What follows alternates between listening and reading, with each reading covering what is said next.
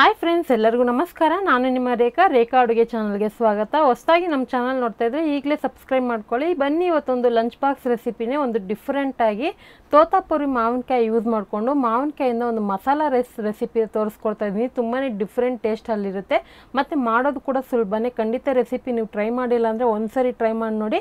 ಇವತ್ತು ಮಾಡೋವಂಥ ಈ ರೆಸಿಪಿ ನಿಮಗೆ ಇಷ್ಟ ಆಗಿದ್ರೆ ಈಗಲೇ ಈ ರೆಸಿಪಿಗೆ ಒಂದು ಲೈಕ್ ಮಾಡಿ, ನಿಮ್ಮ ಫ್ಯಾಮಿಲಿ ಫ್ರೆಂಡ್ಸ್ಗೂ ಶೇರ್ ಮಾಡಿ, ಯಾವ ಥರ ಇತ್ತು ಅಂತ ಕಮೆಂಟ್ ಮಾಡಿ ತಿಳಿಸಿ.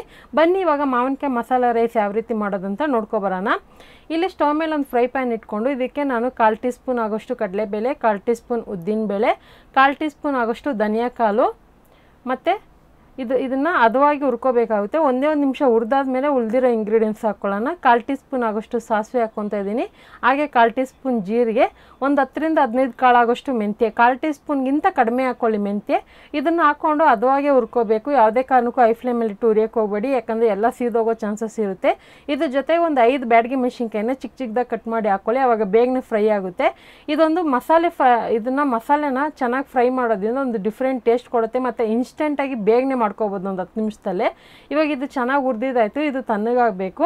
ಸೊ ತಣ್ಣಗಾದ್ಮೇಲೆ ಇದನ್ನು ನಾನು ಮಿಕ್ಸಿ ಜಾರ್ಗೆ ಹಾಕ್ಕೊತಾ ಇದ್ದೀನಿ. ಮತ್ತು ಇದನ್ನು ಹುರಿದಿರೋಂಥ ಮಸಾಲೆನ ನೀವು ಫ್ರೆಶ್ಶಾಗಿ ಅವಾಗವಾಗ ಮಾಡಿದ್ರೇ ಟೇಸ್ಟ್ ಚೆನ್ನಾಗಿರುತ್ತೆ. ಇದ್ರ ಜೊತೆಗೆ ಒಂದು 4 ಪೀಸ್ ಬೆಳ್ಳುಳ್ಳಿನೂ, ಒಂದು 1/4 ಕಪ್ ಆಗೋಷ್ಟು ಹಸಿ ತೆಂಗಿನಕಾಯಿ ಹಾಕ್ಕೊಂಡು ಪಲ್ಸ್ ಮೋಡಲ್ಲಿ ಇದನ್ನು ಚೆನ್ನಾಗಿ ಒಂದು 3 ರಿಂದ 4 ಸರಿ ಮಿಕ್ಸಿನಲ್ಲಿ ರುಬ್ಕೊತೀನಿ. ಸ್ವಲ್ಪ ಪೇಸ್ಟ್ ಅನ್ನೋದು ತರಕಾರಿಗೆ ಇರಬೇಕು. ಆ ತೆಂಗಿನಕಾಯಲ್ಲಿ ಇದೆಯಲ್ಲ ತೇವಾಂಶ, ನಮ್ಗೆ ಅದೇ ಸಾಕಾಗುತ್ತೆ. ಸೊ ಬೇರೆ ಏನು ನೀವು ಪೌಡ್ರ್ ಮಾಡಬೇಕಂತ ಅವಶ್ಯಕತೆ ಇಲ್ಲ. ಇದು ಫ್ರೆಶ್ಶಾಗಿ ಮಾಡೋವಂಥ ರೆಸಿಪಿ, ಅವಾಗಿಂದ ಅವಾಗೆ ಮಾಡೋದು. ಈಗ ಸ್ಟವ್ ಮೇಲೆ ಒಂದು ಕಡಾಯಿ ಇಟ್ಕೊಂಡು ಒಂದು 4 ಸ್ಪೂನ್ ಆಗೋಷ್ಟು ಎಣ್ಣೆ, ಸಾಸಿವೆ ಹಾಕ್ಕೊಂಡಿದ್ದೀನಿ. ಇದ್ರ ಜೊತೆಗೆ ಒಗ್ಗರಣೆಗೆ ಕಡಲೆಬೇಳೆ, ಉದ್ದಿನಬೇಳೆ 1 ಟೇಬಲ್ ಸ್ಪೂನ್ ಆಗೋಷ್ಟು ಹಾಕ್ಕೊತಾ ಇದ್ದೀನಿ.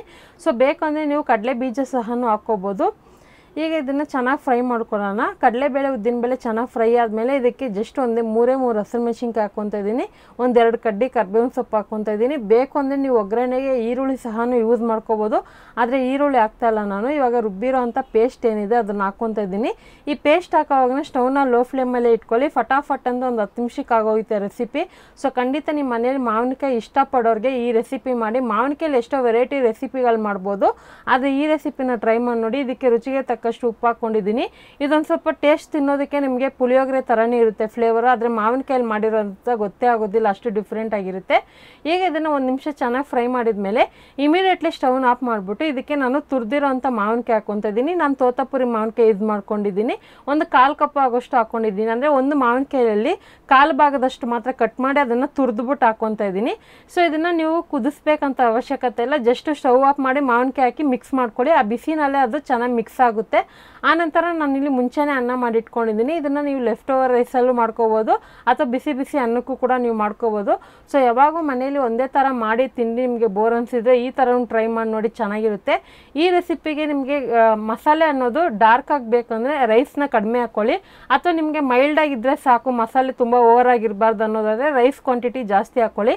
ನಾನಿಲ್ಲೊಂದು 3 ಜನಕ್ಕೆ ಆಗೋಷ್ಟು ಮಾಡಿ ತೋರಿಸ್ಕೊಡ್ತಾ ಇದ್ದೀನಿ. ಸೊ ಈ ರೆಸಿಪಿ ಅಂತೂ ತುಂಬಾ ಚೆನ್ನಾಗಿರುತ್ತೆ. ನಮ್ಮ ಚಾನಲಲ್ಲಿ ವೆರೈಟಿ ಆಫ್ ರೈಸ್ ರೆಸಿಪಿ ತುಂಬಾ ಇದ್ದಾವೆ. ಹೊಸದಾಗಿ ನೋಡೋರಿಗೆ ಹೇಳ್ತಾ ಇದ್ದೀನಿ, ಯಾಕಂದರೆ ರಿಪೀಟ್ ರೆಸಿಪಿನೇ ಕೇಳ್ತಾ ಇರ್ತೀರ. ಒಂದ್ಸರಿ ಚೆಕ್ ಮಾಡಿ.